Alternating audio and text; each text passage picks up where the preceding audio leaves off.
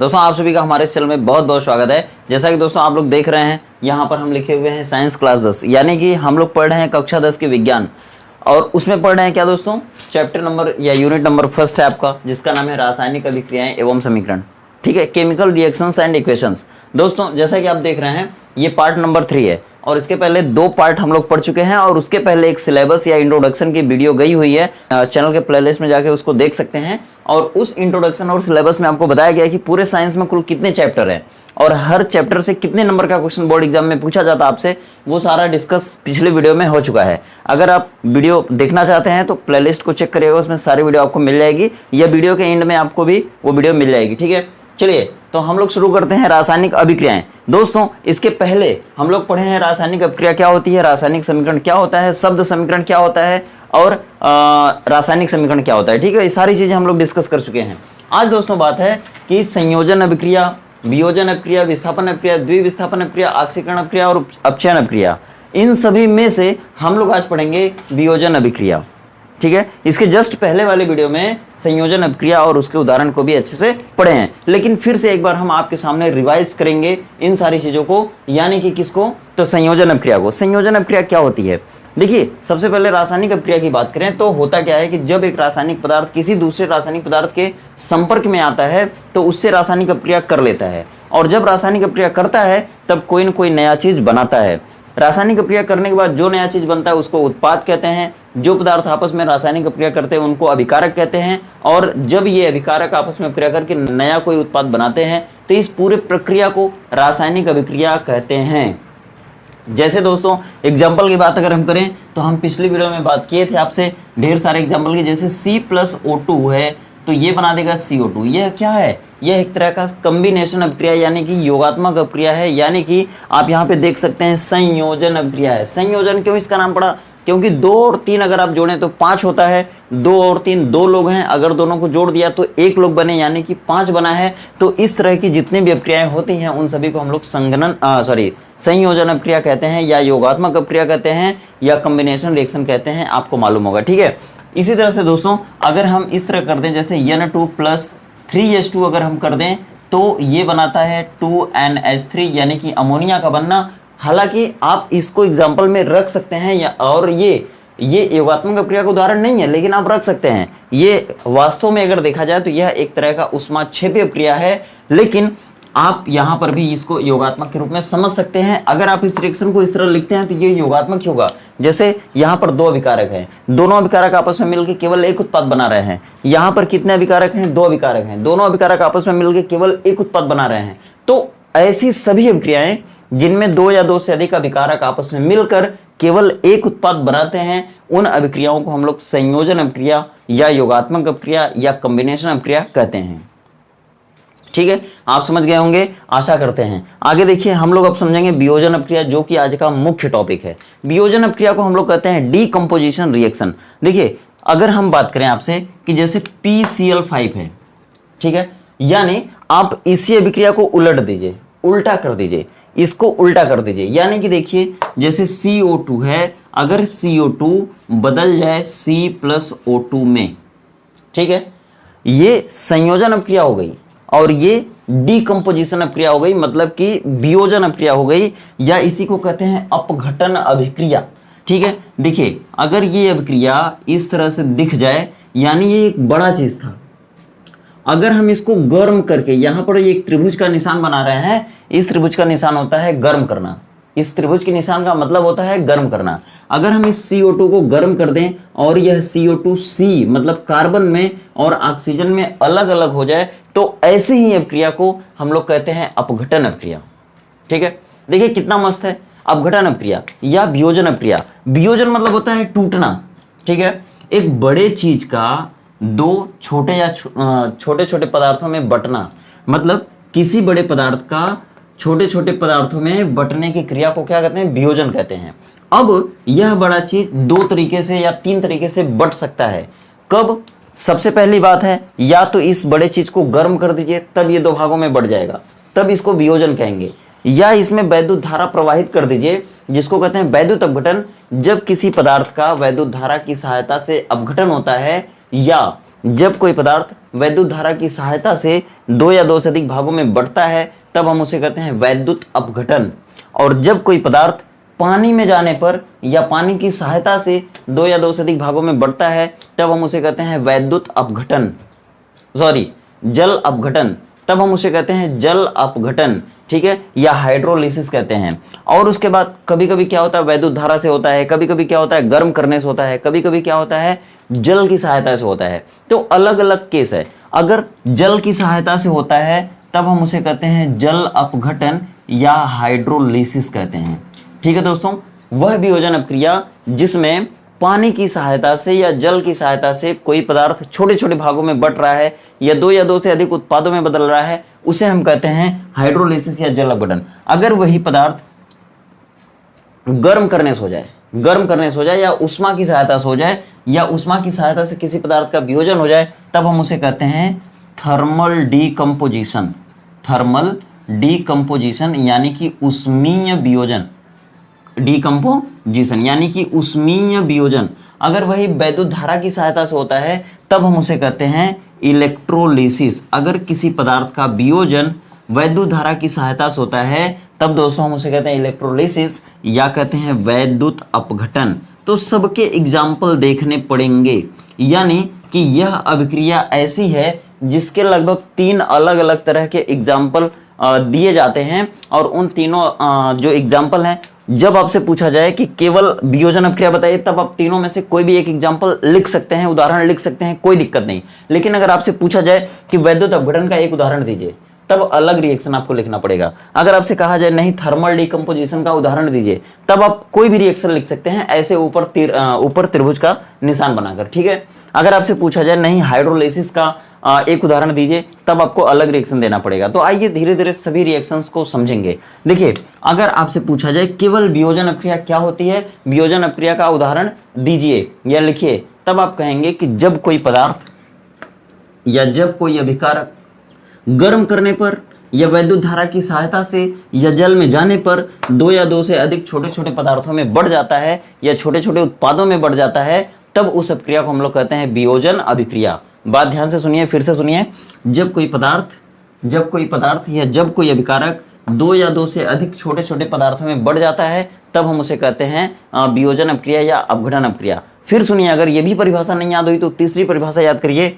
जब कोई पदार्थ या जब कोई अभिकारक गर्म करने पर दो या दो से अधिक छोटे छोटे उत्पादों में बदल जाता है तब उस अभिक्रिया को हम लोग कहते हैं वियोजन अपक्रिया। उदाहरण है तो उदाहरण देखिए, ठीक है। सबसे पहले एक जो आपके किताब का जो एनसीईआरटी का उदाहरण है उनको समझेंगे। जैसे देखिए 2FeSO4, ये देखिए कुछ नहीं है, ये है फेरस सल्फेट, ठीक है, जिसको आयरन सल्फेट भी कह सकते हैं, कोई दिक्कत नहीं है। अब देखिए इसको अगर हम गर्म कर दें, यहां पर लिख सकते हैं गर्म करना, ठीक है, लेकिन इससे भी अच्छा है कि यहाँ पर आप गर्म न लिख करके यहाँ पर केवल त्रिभुज का निशान बना दीजिए, ऑटोमेटिक समझ में आ जाएगा कि वो गर्म किया गया है, ठीक है। जब इस फेरस सल्फेट को, आयरन सल्फेट को जब गर्म किया गया है तो ये देखिए बदल जाता है Fe2O3 यानी कि फेरिक ऑक्साइड में, ठीक है। फेरिक ऑक्साइड कहेंगे, क्यों कहेंगे हम आगे बताएंगे आपको। देखिए 2FeSO4 है, इसको हम गर्म किए हैं तब ये क्या हुआ, छोटे छोटे पदार्थों में बटेगा, छोटे छोटे उत्पादों में बटेगा, यानी कि ये बढ़ गया। Fe यहाँ पे 2 बार था तो Fe यहाँ पे 2 बार हो गया। अब देखिए यहाँ पे 4 है, ऑक्सीजन 4 है, लेकिन आगे 2 लगा तो कुल ऑक्सीजन कितना हो गया, 4 दूना के 8 ऑक्सीजन। अब यहाँ पर 8 ऑक्सीजन है, लेकिन यहाँ पे सल्फर कितनी बार है, 2 बार सल्फर है, जिसको हिंदी में कहते हैं गंधक, ठीक है। तो एक बार सल्फर और ये 2 ऑक्सीजन, एक बार सल्फर और ये 2 ऑक्सीजन यहाँ पर जा करके मिल करके सल्फर डाइऑक्साइड गैस बनाएंगे। और दुनिया में सबसे ज़्यादा प्रदूषण इसी सल्फर डाइऑक्साइड गैस के कारण होता है, ठीक है। और बता दें कि इस गैस का एक नया नाम आया है जिसको कहते हैं क्रैकिंग गैस। याद रखिएगा, नंबर 1 की प्रदूषक गैस है ये, जो प्रदूषण फैलाते हैं ना उनको हम लोग प्रदूषक कहते हैं, यानी कि पॉल्यूटेंट कहते हैं, ठीक। अब देखिए एक और यहाँ पे सल्फर ट्राइऑक्साइड बन जाएगा, यानी कि कुल यहाँ पर जो 8 ऑक्सीजन थे, अगर आपको दिख नहीं रहा है तो यहाँ पर लिख देते हैं +SO3 सल्फर ट्राइऑक्साइड, ठीक है। अब आप देखेंगे कि यहाँ पर कुल कितने ऑक्सीजन है, 3, यहाँ पर कितने ऑक्सीजन, 2, 3 2 5, और यहाँ पर कितने ऑक्सीजन है, 3, मतलब कि 5 यहाँ पर 5 हो गए और 3 8 ऑक्सीजन हो गया, और यहाँ पर कितने ऑक्सीजन थे, 4 गुना के 8 ऑक्सीजन। ठीक है, चेक करते हैं रिएक्शन बैलेंस है कि नहीं, संतुलित है कि नहीं, दिया गया समीकरण संतुलित है कि नहीं, इसको कैसे संतुलित करते हैं यह भी यहीं पर सीख लेते हैं, समझ लेते हैं। यहां पर कितना आयरन था, 2 आयरन था, आयरन मतलब फेरस। ठीक है, इसका ओरिजिनल नाम है क्या, फेरम, लेकिन कह सकते हैं फेरस भी और फेरिक भी कहते हैं कहीं कहीं, और आयरन भी कह सकते हैं, कोई दिक्कत नहीं। 2 Fe था, 2 Fe यहाँ हो गया, तो जितना इधर है Fe ना उतना उधर है, अगर ऐसा है तो बराबर है, समीकरण संतुलित है। सल्फर यहाँ पर कितना है, 2 बार है, एक बार यहाँ हो गई, एक बार यहाँ, मतलब 2 बार उधर हो गई, कुल मिला के 2 बार इधर, तो समीकरण संतुलित है। आगे देखिए, ये ऑक्सीजन इधर आगे 2 लगा है, जो 2 लगता है ना, आगे लगता है ना, वो सब में होता है, यानी कि 2 बार इधर ऑक्सीजन है और 4 बार इधर, इसका मतलब दोनों ऑक्सीजन के 4-4 परमाणु हैं, तो कुल कितने ऑक्सीजन हुए, 4 गुना के 8 ऑक्सीजन हुआ। 8 ऑक्सीजन में 3 ऑक्सीजन यहाँ पर है, 2 यहाँ पर है, 3 यहाँ पे है ऑक्सीजन, तो कुल मिला के 8 उधर हो गया। तो दिया गया समीकरण संतुलित है कि नहीं, संतुलित है। ठीक है, तो चलिए आगे बढ़ते हैं। यह किसका उदाहरण है, एक बार फिर से बताएं, तो यह है उष्मीय वियोजन का, थर्मल डिकम्पोजिशन का, यानी कि किस अपक्रिया का है, संयोजन का है कि वियोजन का है, तो यह है वियोजन अपक्रिया का। क्यों वियोजन अपक्रिया है, क्योंकि इसमें एक अभिकारक गर्म करने पर 2 या 2 से अधिक उत्पादों में या छोटे छोटे पदार्थों में बट रहा है, इसलिए इस अपक्रिया को क्या कहेंगे, वियोजन अपक्रिया। आइए दूसरा एग्जांपल देखते हैं। जैसे देखिए PCl5 है, इसको सबसे पहले पढ़ते क्या है, सबसे पहले ये सीखिए। ये देखिए जो अकेला है ना उसको पहले बोलते हैं, यानी पी अकेला है। अब आप याद करिए पिछले कक्षाओं में आप पी मतलब क्या समझ रहे थे, फास्फोरस, वही फास्फोरस यहाँ भी है। याद रखिएगा दोस्तों, जो फास्फोरस होता है ना, इसका हमारे शरीर में बहुत बड़ा रोल होता है, बहुत बड़ा रोल होता है। जैसे हमारे दांत है ना, हड्डी है ना, ये सारी चीजें किससे बनी है, फास्फोरस से। फास्फोरस से हड्डियों का निर्माण होता है, हड्डियों का विकास होता है, हड्डियां मजबूत होती हैं, हड्डियां स्वस्थ होती हैं। ठीक है, चलिए, तो ये फास्फोरस अकेला है, जो अकेला होता है उसको सबसे पहले बोलते हैं, ये फास्फोरस हो गया। ये जो 5 बार क्लोरीन दिख रहा है ना, इसकी संख्या को पहले बोलेंगे, मतलब फास्फोरस, फिर इसकी संख्या को बोलेंगे, फिर इस क्लोरीन को बोलेंगे। आपको पिछले कक्षाओं में हम बता चुके हैं कि क्लोरीन कहीं जुड़ जाता है तो क्लोराइड बोलते हैं, ऑक्सीजन कहीं जुड़ जाता है तो ऑक्साइड बोलते हैं, सल्फर कहीं जुड़ जाता है तो सल्फाइड बोलते हैं, नाइट्रोजन कहीं जुड़ जाता है तो नाइट्राइड बोलते हैं, हाइड्रोजन कहीं जुड़ जाता है तो हाइड्राइड बोलते हैं। ये टेक्निक होती है बोलने की या पढ़ने की, या किसी समीकरण, किसी रासायनिक सूत्र को पढ़ने का टेक्निक होता है। ठीक है, देखिए फास्फोरस पेंटाक्लोराइड, अगर इसको हम गर्म कर देते हैं, इसको हम गर्म कर देते हैं, तब ये क्या होता है, 2 छोटे छोटे पदार्थों में बढ़ जाता है, और यह कक्षा 12 की एक बहुत ही इंपॉर्टेंट रिएक्शन है। ठीक है, जब आप पी ब्लॉक के तत्व पढ़ेंगे कक्षा 12 में, तब वहां पर यह एक बहुत बड़ी इंपॉर्टेंट रिएक्शन आपके सामने बनकर आएगी। देखिए ये फास्फोरस पेंटाक्लोराइड जब इसको गर्म किया गया है, तब ये फास्फोरस ट्राइक्लोराइड में बदल गई और क्लोरीन में बदल गई। ठीक है, ये यहाँ पे गलत लिखा गया है, यहाँ पर दोस्तों Cl2 रहेगा, ये क्लोरीन गैस है, यहाँ पर तीर भी ऊपर दिखा सकते हैं, क्योंकि ये गैस ऊपर निकल जाती है, ऊपर उड़ जाती है। ठीक है, अब देखिए इस क्लोरीन का भी बहुत बड़ा योगदान आपकी डेली लाइफ में है। ठीक है दोस्तों, यह क्लोरीन विरंजक पाउडर या विरंजक चूर्ण से आती है। आप समझ सकते हैं विरंजक चूर्ण क्या होता है, नहीं समझ पाएंगे तो हम कक्षा 10 में आपको अच्छे से समझाने वाले हैं, लेकिन ये अगले चैप्टर में आपको मिलेगा। ठीक है, ये विरंजक चूर्ण से क्लोरीन पैदा हुई है। जब हमारे पीने वाले पानी में कीटाणु पड़ जाते हैं, या पहले के ज़माने में जब कुएं का पानी लोग पीते थे, कुएं में जब कीटाणु आ जाते थे तो उसमें विरंजक चूर्ण डाल दिया जाता था। विरंजक चूर्ण डालने के बाद विरंजक चूर्ण जब पानी से क्रिया करता है तो क्लोरीन गैस निकलती थी। यही क्लोरीन गैस सूंघकर सारे कीटाणु जीवाणु मर जाते थे और मरकर पेंदी में बैठ जाते थे, ऊपर का पानी साफ हो जाता था, वही कुएं का पानी निकाल के लोग पीते थे। ठीक है, तो यह क्लोरीन गैस क्या करती है, पीने वाले जल को साफ करती है। और जो बड़े बड़े जो नगर होते हैं ना, नगर, वहाँ पे जो वाटर टैंक होता है, जो पानी का नली, पानी की टंकी होती है, उसमें से जो पानी आपके घर तक आता है ना, नलियों के माध्यम से, पाइपों के माध्यम से, उस टंकी में, पानी की टंकी में ये क्लोरीन गैस मिलाकर पानी को साफ कर दिया जाता है और तब उस पानी को आपके घरों तक भेजा जाता है, तो आपके घर में आने वाला पानी साफ होता है। तो ये क्लोरीन दोस्तों अपनी डेली लाइफ में बड़ा योगदान देती है, ठीक है। ये क्लोरीन क्या करती है, कीटाणुनाशक का काम करती है, जीवाणुनाशक का काम करती है, ठीक है। तो ये एक रिएक्शन है, ये भी किस तरह की रिएक्शन है, वियोजन अपक्रिया है। वियोजन अपक्रिया है जो कि आप देख पा रहे हैं, इसमें भी एक रासायनिक पदार्थ या एक अभिकारक गर्म करने पर दो या दो से अधिक छोटे छोटे भागों में बट रहा है, छोटे छोटे उत्पादों में बट रहा है। ऐसी सभी अपक्रियाओं को हम लोग क्या कहते हैं, वियोजन अभिक्रियाएं, ठीक है। आशा करते हैं आपको जबरदस्त तरीके से समझ में आ रहा होगा। आइए अगला रिएक्शन भी देखते हैं। क्या जरूरी है कि यही दोनों रिएक्शन आप पेपर में लिखेंगे तभी सही होगा? नहीं, जरूरी नहीं है। आगे आइए देखते हैं। देखिए 2AgCl, देखिए सिल्वर है, चांदी, ठीक है। कहते हैं ना भाई आपकी तो चांदी चांदी हो गई, मतलब माला माल हो गए। चांदी चांदी होना एक मुहावरा भी है जिसका मतलब माला माल होना, ठीक है। ये चांदी है, याद रखिएगा। चांदी मतलब होता है अर्जेंटम, इसका ओरिजिनल नाम होता है अर्जेंटम। अर्जेंटम मतलब ओरिजिनल नाम, इसका ओरिजिनल नाम मतलब वास्तविक नाम या लैटिन नाम, ठीक है। अब देखिए अर्जेंटम है, इसको कहते हैं चांदी। और आपको मालूम होगा दुनिया में सबसे ज्यादा चांदी कहाँ पैदा होती है? कौन सा देश चांदी के उत्पादन के मामले में सबसे आगे है दुनिया में? तो याद रखिएगा मैक्सिको।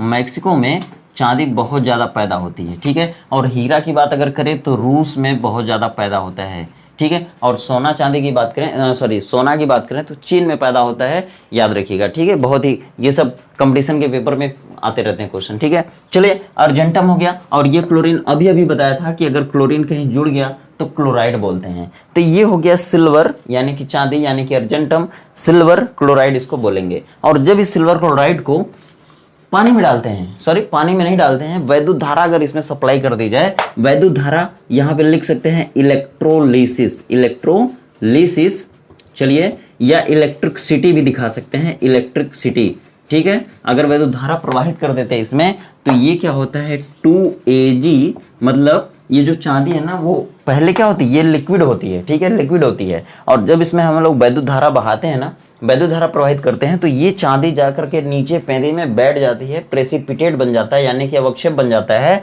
ठीक है। और ये क्लोरीन गैस निकल जाती है, ठीक है, दिख रहा ना भाई।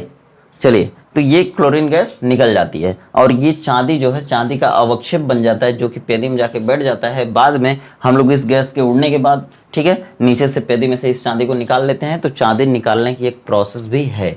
मतलब अगर आपसे कहा जाए कि कौन कौन से ऐसे पदार्थ हैं जिनसे चांदी को निकाला जाता है, तो उन पदार्थों को सबसे पहले जानिए कि अर्जेंटाइट, ठीक है। अर्जेंटाइट एक ऐसा पदार्थ होता है जो जमीन के नीचे अयस्क के रूप में पाया जाता है और उस अयस्क से जब चांदी को निकाला जाता है ना, धातु कर्म करके, आगे के लेसन में आपको मिलेगा।